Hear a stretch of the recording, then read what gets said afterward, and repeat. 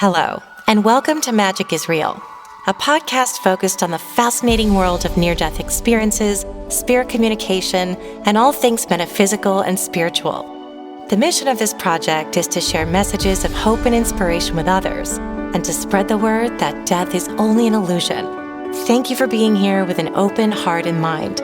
I wish you peace, light, and love always. Hi, everyone. Welcome to Magic is Real. I'm Shannon Torrance. I'm a medium. I'm the host of this podcast, which, as you saw in the intro, is a spiritually transformative experience-based focused podcast. Today, I have with me Stephen Noack. Steve, I call you Steve. Is that correct? Can we call you Yep, Steve? that's fine. Okay. Yeah, fine with me. The reason I have Steve here is that he is a quantum healer. He'll tell us about what that means. He is also an NDE experiencer, which always sounds redundant to me. He had a near-death experience when he was very young, and I'm assuming that that led to this whole journey. I know it did because it opened him up to the quantum field, but I'd like to hear it from you. But first, I'm just going to say welcome and thank you for being here. I really appreciate it, and so do my listeners. Thank you very much for having me. It's been quite the journey and the experience because I had my event very early and I didn't remember a lot of what happened until the voice returned. And then that's when everything kind of broke open. Like, Thank okay, you're never going to be the same. Either you can resist this and you're crazy, or you Mhm. can accept it and see where it leads you. You are about the third person I've interviewed in a row who's had that experience where they didn't even remember until later on. And so Hmm. sometimes when they're telling the story, they're like, I don't even really know where to begin. But I guess what we can start with, uh, your background, your childhood. You can talk about the NDE if that's because it was clearly in some way very significant, even if you didn't remember all the details. But do you remember growing up? Did you have any ideas about spirituality or God or religion? Was that something you grew up around? Nope, not at all. I think I was in church twice to be the ring bearer in a wedding, and that's about it. So Hmm. no background, nothing to really look back on. Yeah. So how old were you when you had your near-death experience? I was 4. And what happened? Well, I was leaving a driveway. My brother was standing on the other side of the street, and he's calling me over. We're getting to go to the mall, and the mall was like Disneyland, you know, back in the '80s, '79 or whatever. So he says, "Come on over," and I shoot down between two parked cars, and there was a car coming down the road. So that car hit me. I went underneath the car. Basically, the big wheel that I was riding wedged underneath the back tire, and it saved me. What I remember is like a blur, and then seeing myself, and I could see my eyes roll back in my head, and then everything went to black, and then it opened up again. Yeah, when it opened up, I had my head leaning down, and I'm leaning on someone who's on the side of me, or I assume is someone. And as I open my eyes, I catch the glimpse of long hair almost touching the ground, and it was like silvery white, and then the bottom of a robe of just about the same color. And when I turned to see who it is and ask them what happened, they said you were in an accident, everything was fine. And but when I turned, I looked at what I thought was a person at the time, and it was a hooded figure with no face, only light for a face. And I remember thinking this light is brighter than anything I've seen, but I'm not squinting. And we were speaking without speaking because I asked them what happened and they said you were in an accident. So I remember being aware of, okay, I'm not moving my lips. And as I stared at this being, I was getting pulled into the face. And then that's when I saw what I would imagine to be heaven because I had really nothing to measure it on, or I can't say, hey, this is heaven. But I instantly knew, well, I saw children, I saw old people. The colors were alive and breathing, and it was like everything was alive there. And it was just magic. And I instantly knew there was no anger, no misery, no suffering, no hate there. It was like an instant knowing. And then that's when I wanted to go, and I asked them, "Hey, I want to go there," and they said, "It's not your time. We have something else to show you." And that's when I was transported to like this field, and it looked like a blueprint. And we were speaking again without speaking through like knowing telepathy. And they let me know this was basically like the blueprint of creation. Like it was what we built our reality upon using energy that governs all matter and things like that. And they brought me to this beam of light in the center of like a wheel, almost like a wagon wheel.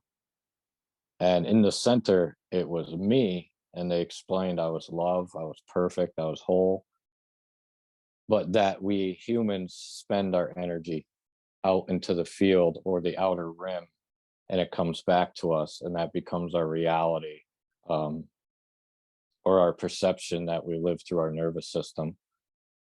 And let's see a few other things.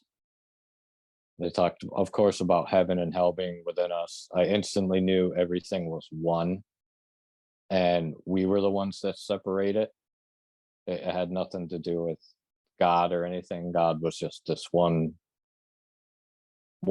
infinite love that created all things, and that I was that energy as my identity, and I wasn't anything else. I came to know the Trinity, which some people refer to as Father, Son, Holy Spirit. Holy Spirit meaning pure spirit. To me, the Christ is the same as the Buddha, the Krishna, all these other physical manifestations of love. So it's love, perfect love embodied. So I came to know God, Holy Spirit, and Christ as a circuit of energy, of life force energy. And we can connect these 3 points by asking this energy to come down through our crown, expand within us, and form a field around us. And that this field was our higher self, our divine intelligence. And then later figured out, when this voice returned to me and said the same exact thing it said to me the first time, that's when everything went bonkers. And I could see like psychic stuff, or what I would say was psychic stuff. I don't know if you want to if you want to break Yeah, in at all. I thank you. I actually did. I'm I love that because you're just so specific and detailed. And it strikes me that you are at this time a 4-year-old. So by human standards, a 4-year-old in a body with a 4-year-old brain wouldn't have the sort of uh, intellectual development yet to comprehend all of these concepts.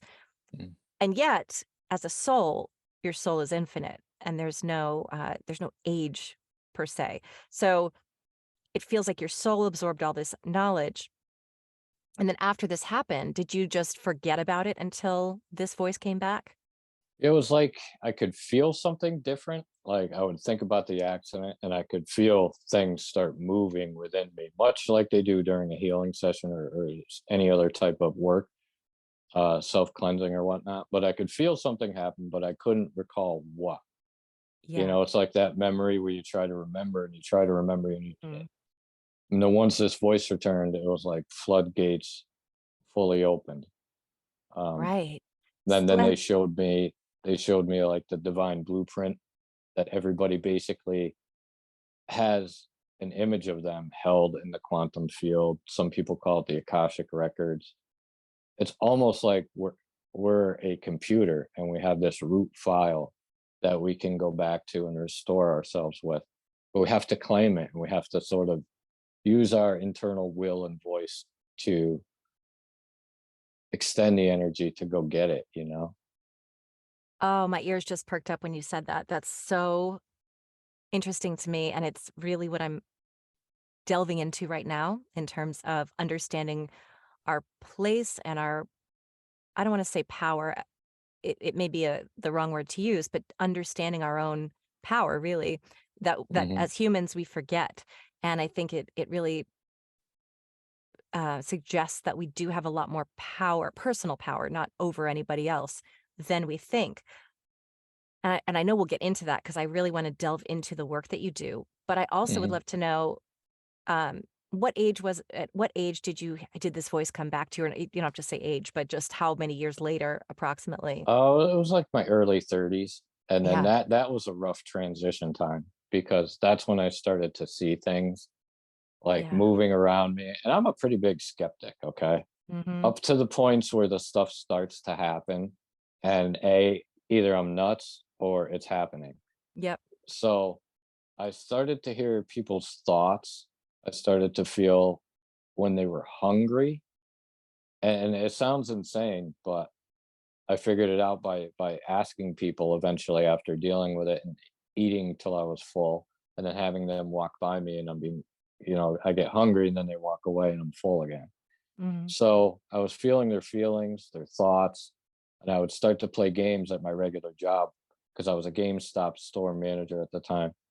And I would ask people in my head if they wanted a bag or not. And then I could hear the response. And then I would ask them out loud to see if it matched up. And probably 95% of the time it matched up. And just I was starting to see silhouettes around me as well, moving back and forth, different colored energies, but they looked like the silhouettes of people. And eventually they started to speak, and I couldn't shut off. I could feel pressure in my head, and I couldn't shut it off. And it was like the worst bout of self speak you ever had in your life, times 10.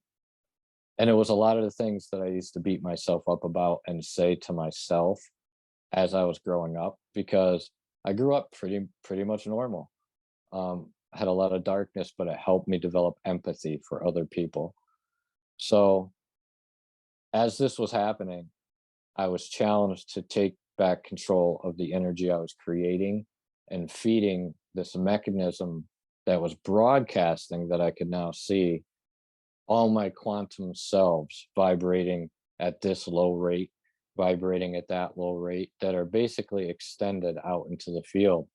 So I had to go through a process of like claiming those back, purification, really surrender. Because I was having visions at the time of like past lives, all kinds of things that I never believed in, put it that way. Yeah. Did you think that you were going crazy, or did you somehow know that this was a spiritual experience? Yeah, I thought I was going, definitely thought I was going crazy. But I instantly knew when that voice returned. It was like I had a sun inside my stomach of energy. And it was like the type of energy when you're a kid on Christmas morning and you just can't go to sleep times a million. And when the energy returned, it was like at first I thought I was going crazy, but I was aware that there was some type of spiritual war taking place for energy and all these quantum physics and this stuff. And I resisted it for a long time until I finally started accepting it and embodying it, no matter what people said, no matter what family said, um, people like that. And then the healing started because some woman fell outside my store. I put my hand on her back and she said, all my pain's all gone. I'm all warm. And I went back to work and I was like, what the heck was that? I thought I was going to have to go to the seventh floor. Yeah. One experience where I got out of my car, I remember clear as day. I walked into a gas station. I'm standing in line, and this kid gets out of line. He asks his father, "Can I have this?" And it was a peanut butter cup.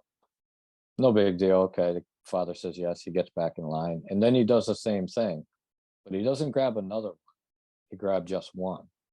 And it was almost like I lived it and then I lived it again. It wasn't deja vu where you're like, oh, I'm reminded of this. Mhm. This feels like, no, I walked through it and I walked through it again. And I was like, what the Like hell just Groundhog happened? Day, like the movie Yeah. Groundhog Day. And I go back to my car and I turn on the car and they're talking to a woman who just won a radio contest. She's all happy. Well, next thing I know, the phone starts ringing and this is on the radio. And it's the woman and they're asking her the question. And I had already heard the answer. So I was like, I had no way to explain it, no way to anything except for I thought I was losing my mind. Until I started to embrace it and like give back to others. I know it sounds weird, but take on their pain and help them, then I would reveal more of my own to where I could embody it more. What was the process of realizing that you were not it wasn't a mental illness, you actually were tapping into something, into another dimension when these things were happening? It was probably the confirmations, the things I would hear from different people. I would hear sentences, or I would hear, and it sounds crazy, the radio or the TV highlight just a couple words. It would make a sentence. Then I would get a confirmation later in the day. Um, I couldn't avoid angels, couldn't avoid God. And I started to go to like every church I could find to try to get answers to talk to somebody. Nobody had answers. I was looking everywhere but inside myself. Like I knew it was coming from God, but I didn't know where. All the information that I was starting to experience about like physics and energy and quantum reality. Did you start researching that on your own, or was it something that you figured out because it was happening to you? I started researching it on my own to explain what was happening. Um, Not only to me, but like with people when I would work with them or work on them. Basically came to quantum entanglement. Um, and there's plenty of experiments on it, and Nobel prizes, not peace prizes, but Nobel prizes won on it. But yeah, it'd be slowly figuring things out, what was happening to me, what was happening with me, why, like, why do I have this information if nobody wants to hear it? Because at the time I was talking and talking and talking, and everybody thought I was crazy. And it Yeah, wasn't until I really started to take on clients and help people, that people kind of couldn't say anything anymore. You know, it's right, always a double-edged sword though, because they're going to come at you from the spiritual side or the religious side. Because I right. firmly believe that they're one and they're supposed to be one. Mhm. I do too. Okay, 2, I'm trying to figure out which question to ask first. One, I would like to know how you how you decided, okay, or figured out, okay, this is how I heal others, and I'm gonna start doing that professionally. Was it like word of mouth, or did you do all this research, take all these classes, set up shop? Was it intuitive, or did you study to do it It was like initially? uh, Okay. word of mouth, and then I was just kind of put in that position. I was put in positions where people had like a minor possession, you would call it. This person was overtaken by a dark entity, and I didn't believe it until I was like, "Well, I better go get my book out of the truck." But I've seen people growl, scratch themselves. It's basically just a manifestation of this. I don't, can I swear? Yes, that's okay. Manifestation of this pissed off energy, and it's a part of you, and you've never addressed it. You've never Right. you never accepted it as yourself to allow it to pass through you. But what was the original question? I got off Well, track. yeah, it was kind of how did you get to the place where you were taking clients? Was it like you Oh, opened up okay. like, how did you even learn the process or It was like what your process was?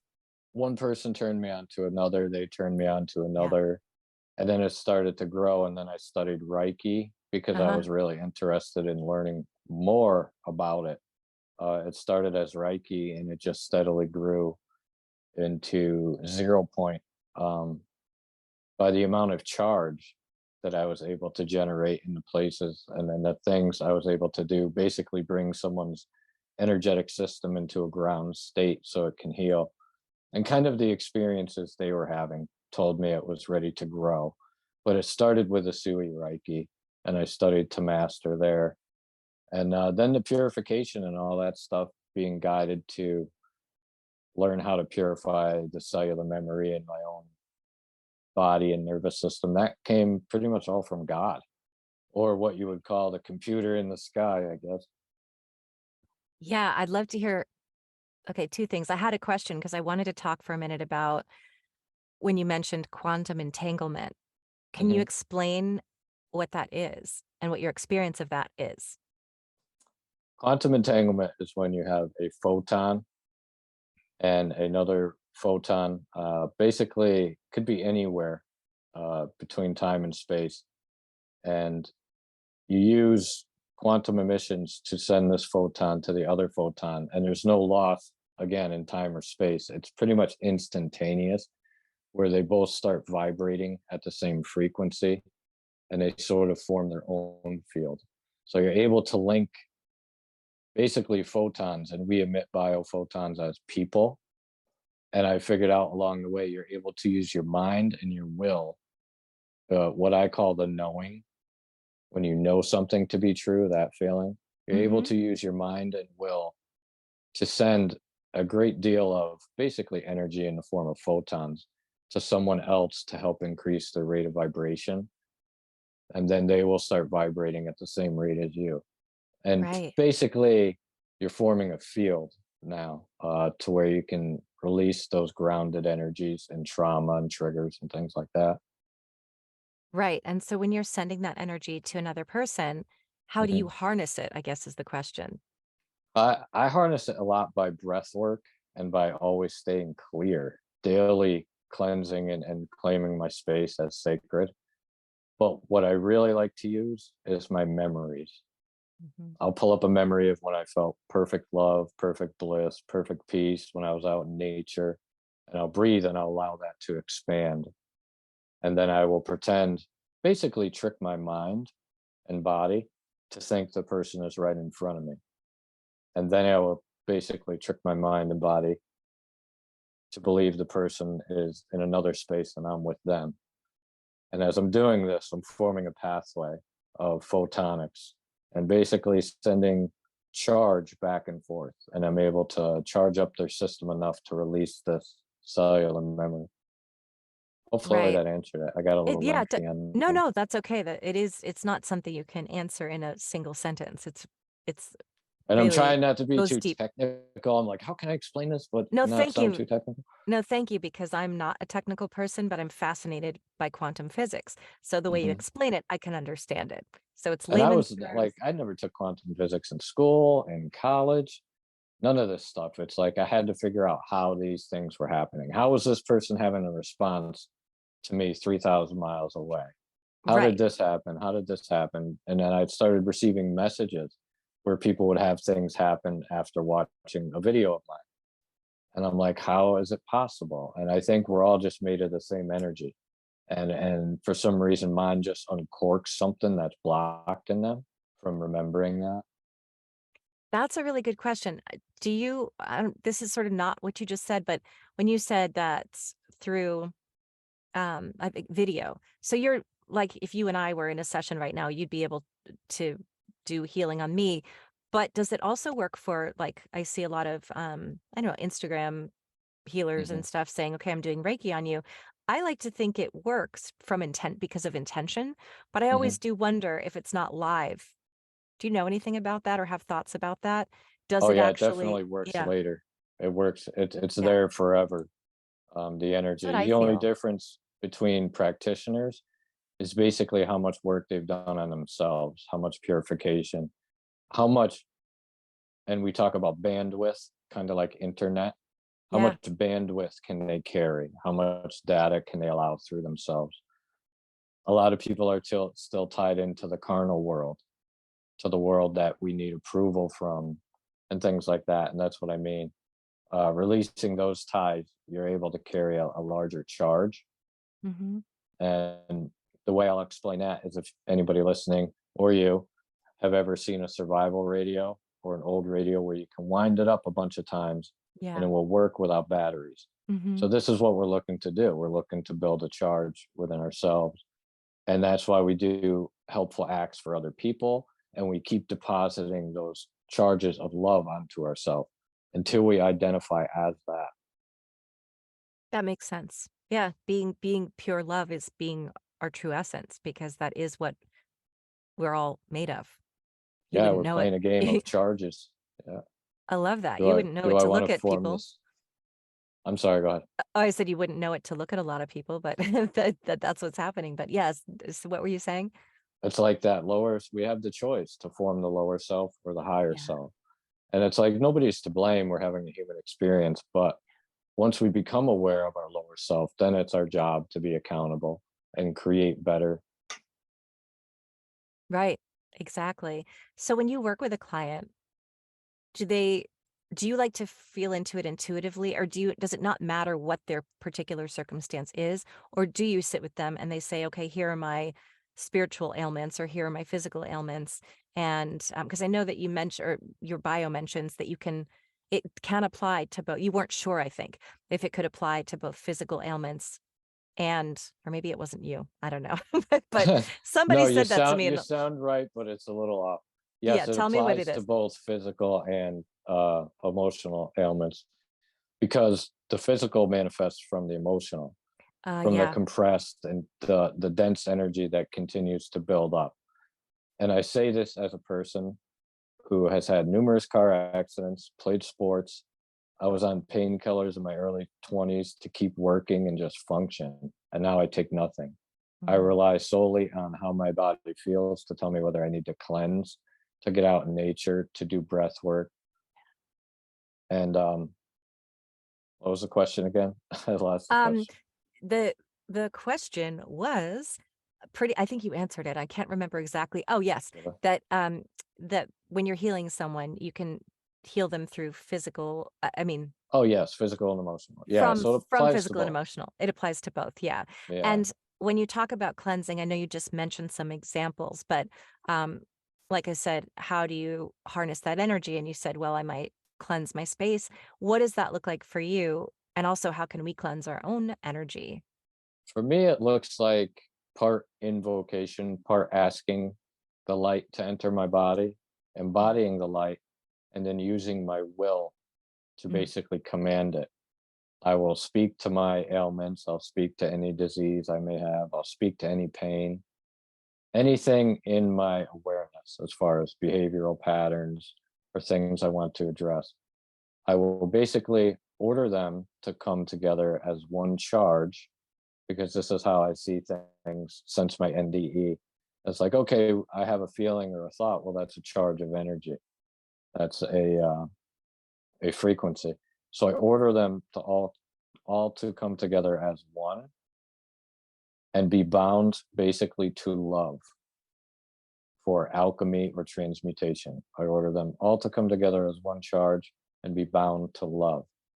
And then there's times where I'll start yawning, um, and then that's the transmutation taking place. Yeah, that So makes sense. basically, Yeah. speaking to your system and looking at your diseases or ailments as not you. I don't identify with you anymore. I'm taking this space back. You had your time here. A lot of these are tied to past identities and past experiences, um, energies that we formed that never really got a chance to live itself out, because energy naturally wants to come out. And when we stuff it down enough, we get these different blocks and these different misfires and things like that. But learning to speak to your lower self, the lower critic, commanding your pain to come together and dissipate, to leave, that's important. And you want to do it with a knowing that it's already true, it's already happened, and put that feeling behind it. That makes sense. I think intention has so much to do with it, and we forget how easy that is.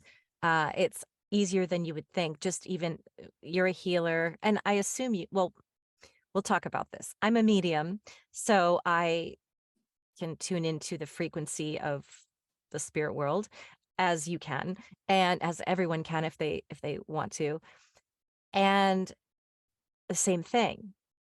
If I'm just out and about, I'm not hearing messages, although I actually did today, which was really interesting. And I could, but I intend it. Before I sit with a client, I do a prayer. Like I bring in, I ask for ascended masters, for spirit guides, for God, for angels to come in and help me be of service to this person and to the spirit world. And that's when the light goes on. So it doesn't mean it doesn't happen automatically sometimes, but I learned after stressing out so many times, because a medium gets stressed too beforehand, like, what if this doesn't work? What if I can't do it? What if they think I'm a fraud? I've recently sunk into it by just going, it's literally ask. ask and the net will appear, literally. Like ask and spirit will appear. You've Mhm. asked, you've done the work. If it's coming from a place of love, it shall be done. Um, so anything you want to say about that? Well, I would say it's definitely something that anybody could turn on if they believe it and just ask for it within themselves, because the energy is flowing through everybody. Yeah. For me, I'm always keeping that thankfulness and that gratefulness, and setting the intention for a sacred space. And that, as you say, asking guides in to my sacred space. And as I do this, I can feel my center kind of light up with love, and the things start swirling around, and I feel like I'm a little kid again. I get So, that swirling feeling too. yeah, I've never embodying heard. that light is definitely a turn on, if you will. Yeah, I like that. I'd never heard someone else describe it as that. I have said that it feels like my soul is spinning Hmm. within my chest cavity. It's or undulating. It actually feels like my soul is moving when it Yeah. starts, which is a really beautiful feeling. It's like instant peace and it comes so easily, which I And don't think. sometimes I can feel little sparks going off, little Ah, frequencies, and it'll touch one spot and then spread out, touch another spot, spread out. And this is as I'm working with people as well as asking for the communication. Because a lot of it for me is by feel and yeah, intuitive. that's what I was going to ask you about. As I mentioned, my own psychic abilities that, as I said, I always tell my clients, I'm no different from you. I'm just trained to interpret the messages. Hmm. I'm as a spirit translator. You can do the same thing I can do. I just know how to do it. I've just taken the time to learn how to do it. And so for you, after you had this near death experience, did you notice yourself being more intuitive? I mean, you were so little. I'm sure you weren't it's hard to know what's normal when you're 4 because you haven't been there a long time. But Hmm. did you find that you had a lot of intuitive moments even as a teenager or into college? Yeah, definitely for sure. We'd be thinking something and somebody would say it, or your deep connection to animals, or thoughts and feelings that you probably shouldn't have as a young boy, like, oh, this kitten is pretty, this cloud is pretty. And I just seemed to have Yeah. a connection to certain emotions that my friends didn't. Right. Yeah. And now, do you actually, in addition to being able to do this quantum healing, do you actually receive strong messages from spirit people, for lack of a better word, and guides and that sort of thing that are clear to you? It sounds like you do use that in your work, but to Hmm. what degree does it affect your life, or how often do you actually find yourself experiencing that kind of a connection? I would say it's almost like I'm the one playing this character from another place, and I'm Hmm. following the signal that's in my center. And it's like the signal's guiding me as I'm moving the joystick. Hmm. So I believe a lot of guidance is taking place, but there's times where you sort of drift back into another density to learn from it. Yeah, from what I've seen and talking to people that have had near death experiences, and from reading your bio, Mhm. it seems very clear to me that once your soul exits the body, period, even if you come back, you are then Mhm. connected in a way. Now, it's your soul then remembers.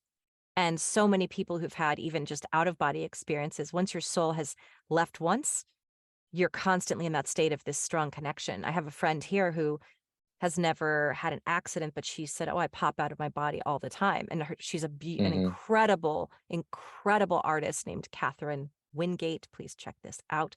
Her art is all out of body themed. And Nice. now that, and I asked her, I said, do you think that you had like a near death experience as an infant? I'm like, think back, because it seems like for you to be able to pop out so easily, that usually happens because it's happened before. And then she said, Mhm. yes, apparently I did have like a traumatic birth. birth. I was like, that's, I bet you died. Hmm. And so now she's only 25, I think. So tuned in, so wise beyond her years. So I'd love to hear about that too, because it seems like that having happened to you really opened you up, and that's what connected you Oh yeah, with, for sure. yeah. I didn't realize I was leaving my body until I don't know, probably 6 years ago. Like I started getting messages from people, and they're like, "Hey, you were in my dream. It looked like Oh you, but yeah. you looked a little different. You told me all these things about my family. You told me everything would be okay. I just want to thank you." And then another one came, and then another one, and then another one, and they were all different. One of them was a woman who said I came into her meditation to tell her all these things. And then just recently with the other podcast I did, I had a couple people reach out to me and they're like, "You were in my dream this time and this time, and I didn't realize it until I saw you." And I think we're always working on a soul Hmm. level because our soul never sleeps. It's just Yep. our body. And like I said, another thing I didn't believe in until it started happening enough times to where I said, okay. Yeah. But I back to the guidance thing, it's like I follow the signal. Like the signal tells me where to be, based on, I suppose, the placement of how it feels, the environment, whatever I think of. It's like an interconnected super highway of information, That's so but interesting. definitely guidance throughout the day, different feelings, more clear cognizant, Hmm. where you get the feeling and the knowing.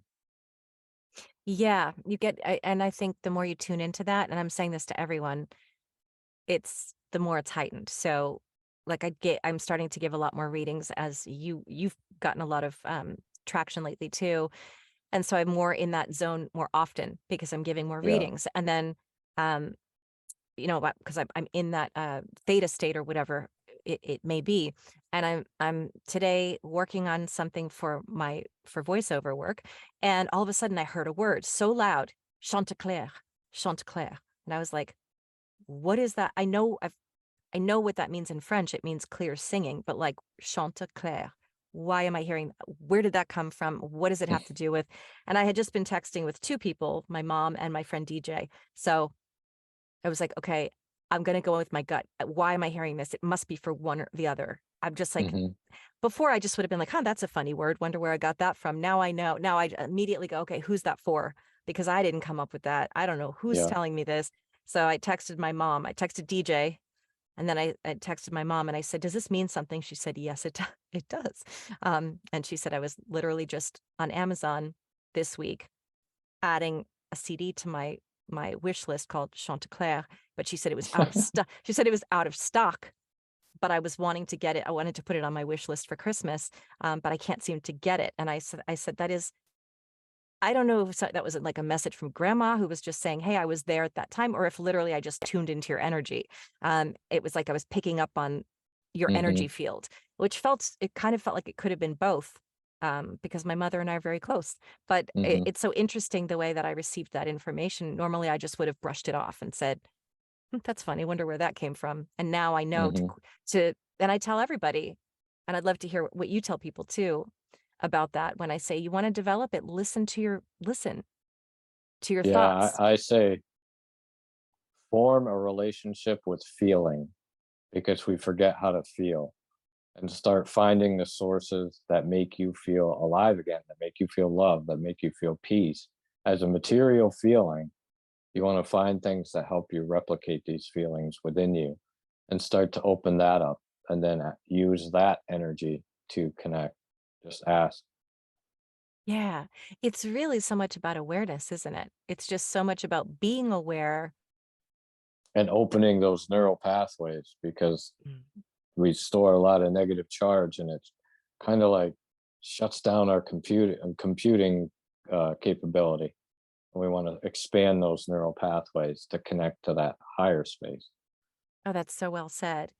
I was just having that conversation today with some friends. A friend of mine has been just having a lot of anxiety, and she said, I'm a terrible mom because of this. I accidentally locked my cat in the closet. I'm a terrible cat mom. And our other friend chimed in and said, "You have to stop telling yourself that because you're creating new neural pathways every time you say Hmm. something negative about yourself." And my friend who's saying this is a therapist. She knows this. She practices EMDR therapy, but it's different when it's you.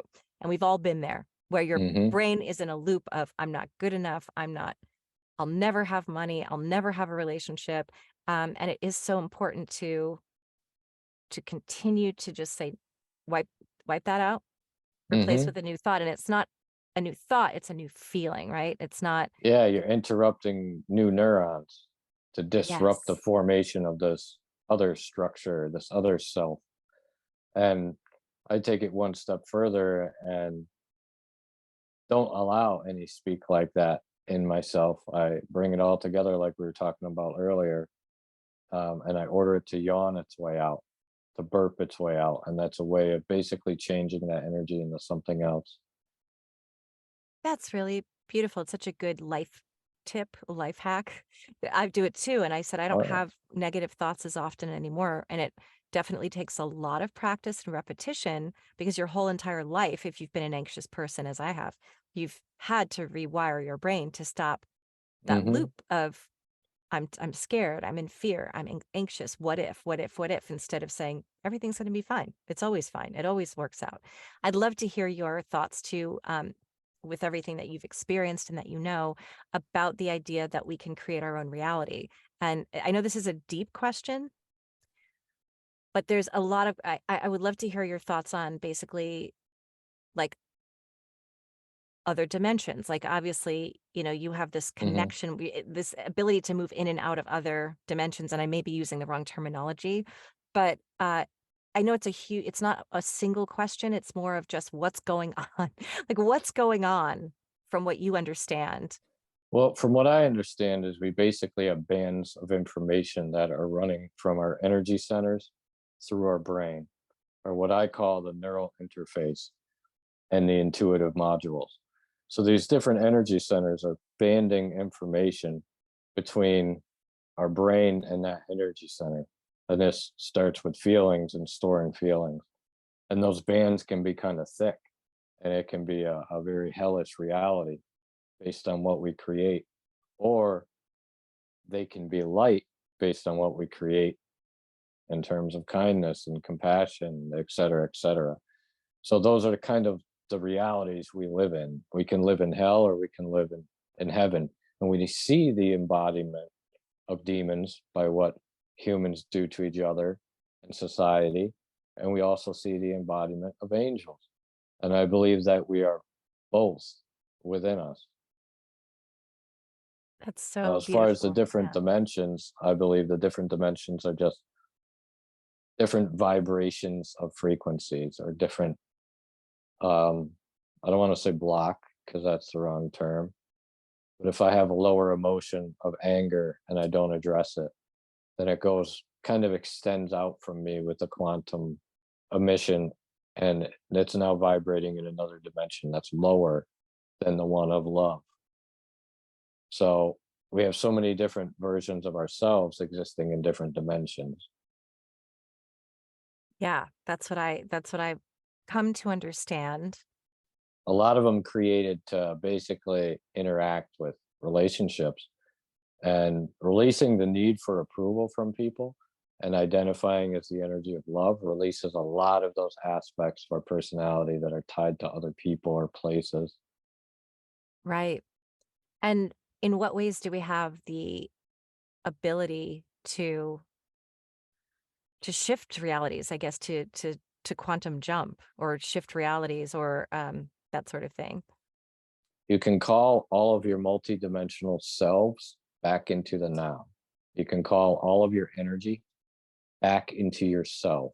What I do is I say through the Christ. You can say through whatever you interpret as the Christ. It can be love. I call all of my energy back into myself through love. The important part is to know it's already happened and you're just claiming it. So by doing so, you're now bringing back all these pieces back into yourself, and you're kind of powering back up. You're recharging your battery. Mhm. And based on everything that you've learned and everything you've experienced, what happens when we die? I think I'm fairly certain the part of us that's resonating as love. This is why a lot of masters and teachers tell us to love, and it's basically a theme, or should be, in religion. Um, it's because we'll be vibrating as that same energy, and we'll be clean. That's why we forgive. That's why we're kind, because we won't hold on to this heavy energy. And I believe part of us goes up, and the part of us that's not vibrating correctly gets recycled through universal consciousness and becomes a past life fragment. And a lot of these are coming up now too, because of the rising frequency of the planet, all these people awakening, and these fragments in consciousness, they served their time, they're helping for the great awakening with all this knowledge, and now they want to go home. They're ready to be cleansed as well. Yeah, can you talk a little bit about the Great Awakening and what that means to you? To me, it just means remembering what you are and who you are as a being, and not being focused so much on the body. Learning that there's another 97% of reality that you can't see with your naked eye, and you Mhm. can only see 3%. It's awakening to truth, Yeah. and that's a feeling. That truth is a knowing and a feeling, and you know when you know it. Yeah, do you think with everything that's happening in the world, there've always been horrible things throughout history, war, genocide, that whole thing. And there's so much strife right now that we're so aware of. I know it's not the first time it's happened, but these cycles just repeat and repeat. Do you think there's an end to that? Do you think that there is like a light at the end of the tunnel where suddenly we all become enlightened beings and then we can kind of put it to bed? Or is it just like on and on and on until our I think souls get it? I, I think it's definitely a big period in evolution, but I don't think the contrast will ever stop. I think it will get to a point to where it will be minimal, and it will be faster the rate of time we learn and grow as a species. But I don't think it will ever end, because that contrast has to be there, I think, for growth. Yeah. Yep. That's something I was talking about with those same girlfriends of mine about and they're not spiritual necessarily, but it was the topic of life is going to be, there are going to be times where everything is so good and feels so safe and beautiful and blissful. And then inevitably something's going to, and what goes up must come down, but also the other way around. Not in a Hmm. negative sense, just it's cyclical. There will be up times, there will be down times. But if we were meant to just come here and float down a river, why would we be here at all? Yeah. And I really see those down times as an opportunity to learn Yeah. how to master yourself in your response to the world taking place, and try to witness any patterns you may have that hold you in those spaces. Look at yourself as a character of a movie, and you're like, do I like this character? And try to observe yourself unattached from the outcome of any situation. Just observing myself in this situation. Oh, that's smart. I And like that's that. going to give you the intuitive feeling behind it. Okay, well, I think this character can adjust this or do this. Yeah. Why do you think this happened to you, Steve, personally? Why do you think you had this experience coming into this world that you were meant to see what was really going on behind the scenes? Honestly, I have no idea. I guess I don't know. Like, okay, did I agree to have the experience? Maybe I did, but then part of me is like, no, it just happened. And then the other part of me uh, believes I guess, yeah, I agreed to it before, but did it have to happen that way? Maybe that was up to me. Yeah. I don't know. To be honest with you, I have no idea. All I know is, like, I want people to feel the love and redemption that I felt when I felt unworthy, and Mm. to feel and to know that they're a part of this energy that's redeeming and healing and all that. Well, thank you for sharing that message because that's why this podcast exists. I also had dark days in my past due to um, my own sensitivities and my own anxiety. It wasn't trauma per se, it was a feeling of just a lack of self-love and self-esteem. And Hmm. as a result, it's what I'm writing my book about. It's what really draws me to these types of stories that to just wanting people to remember who they are because it's so easy to go into self-loathing. I'm not enough. I'm not, good enough and I can't make it. And and to go into for some people victimhood, but there is so much hope when you realize that it doesn't mean things won't be hard. It doesn't mean that there won't be circumstances that are just going to suck, and it doesn't mean that some people just won't have like clinical depression because that's their brain chemistry.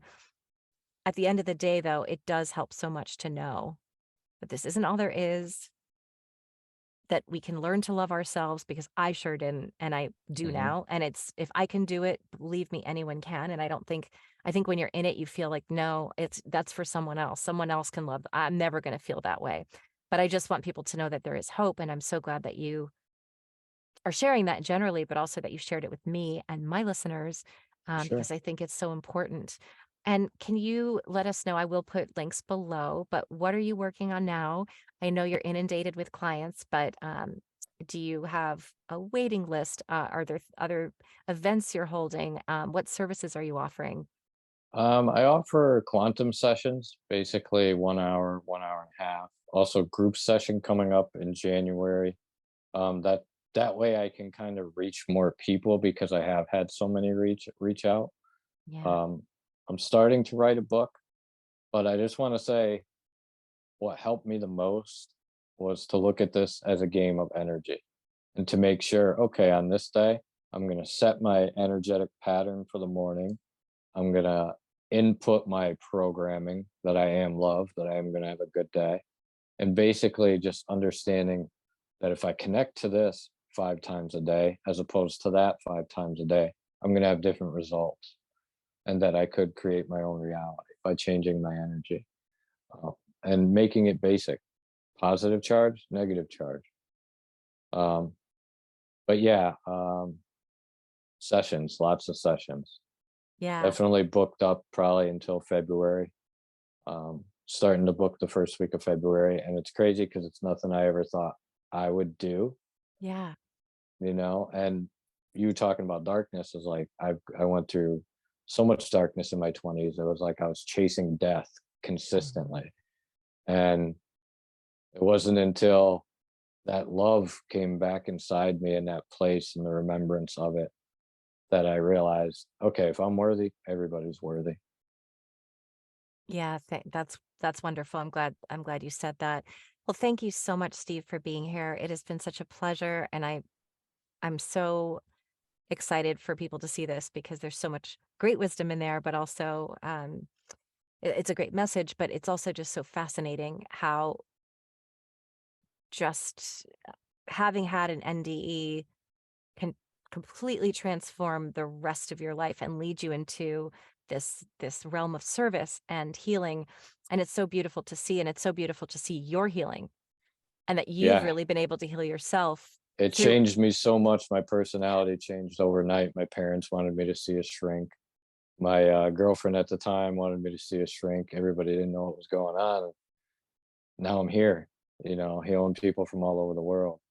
that is my favorite kind of story. In fact, before I started this podcast, one of the things, and I one day when I have time, I'd like to do a podcast about people overcoming obstacles. And so this kind of like hit both, hit both. I love to hear stories. I'm a recovering addict, and night and day.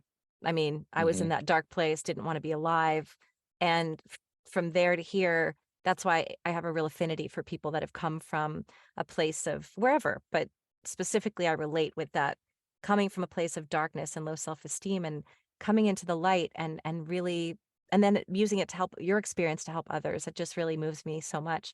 So thank you again for your time. I have chills. A lot of spirit energy just came in right now. So I just want to thank you again for being here, for sharing your beautiful energy, for the work that you're doing, and for giving us some really great food for thought. Thank you. Should I say my site or no? Yeah, I'm gonna put it below, but go ahead and say it so Oh, that okay. It's yeah. Trinity, Trinity, Quantum Health, trinityquantumhealth.com. Thank you. At least this way we draw attention to it. You can find it in the description and Sure. get on a waiting list if that's what you Yeah, have. I I guess mean, you yeah. email me if I don't answer you right back. I'll be with you in like probably that first week.